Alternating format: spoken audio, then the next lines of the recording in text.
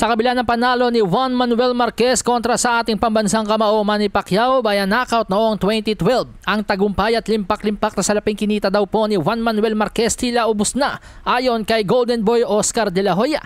Matatandaang matapos manalo via knockout ni Juan Manuel Marquez kay Manny Pacquiao ay nag-attempt pa ang ating pambansang kamao na maipag-rematch muli kay Marquez sa ikalimang pagkakataon, subalit ang $9 million o katumbas noon na 150 million Mexican peso ay tinanggihan po ni Juan Manuel Marquez. Samantalang lahat ng request po ni Juan Manuel Marquez na paikipag-rematch kay Pacquiao noon ay pinagbigyan siya ng ating pambansang kamao. Ngayong isa ng retiradong boksingero si Juan Manuel Marquez ay madalas itong magpaunlak ng mga interviews. Kamakailan sa isang podcast, binira ni Juan Manuel Marquez si Golden Boy Oscar De La Hoya at pinaratangan na ninakawan daw po siya ng 20% sa pay-per-view revenue sa naging fourth fight ni Marquez kay Pacquiao. Ayon kay Marquez, porke hindi daw po siya nag-renew ng contract sa Golden Boy Promotions, ginipit siya ni De La Hoya sa kanyang pay-per-view fight purse. Pero belta naman po ni Oscar De La Hoya, mismong mga representative o abogado ni Marquez at maging si Juan Manuel Marquez mismo ang pumirma sa isang kasunduan. Kaya't malinaw pa sa sikat ng araw na pumayag ito sa lahat. Juan,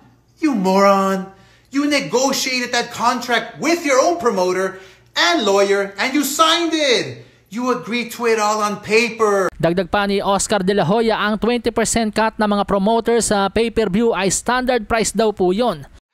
Plus, 20% of a pay-per-view purse is the standard amount for a promoter to be paid.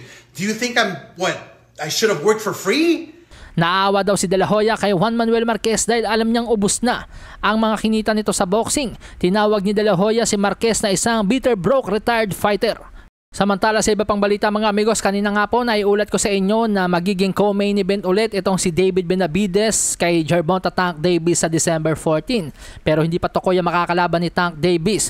Pero ngayon po, ito po ang ulat. Kumpirmado na daw po ang makakalaban ni David Benavidez. At ang kanya makakalaban daw po ay si Jesse Hart. May kartadang 31 wins, 3 losses with 25 knockouts. Galing sa 4 na sunod-sunod na knockout na panalo. Although hindi ito ang kalaban na gustong makita ng mga boxing fans na kalabanin ni David Benavidez, pero mga amigos, activity matters po. Sa aking opinion, isa po itong tune-up fight para kay David Benavidez dahil sa paghahanda sa magwawagi sa sagopaang Arthur Beterbiev at Dimitri Bivol sa darating na October 12. Alasahin ang baraha, patunayan mo sa'kin ha, sino man ang mabunot na kalaban.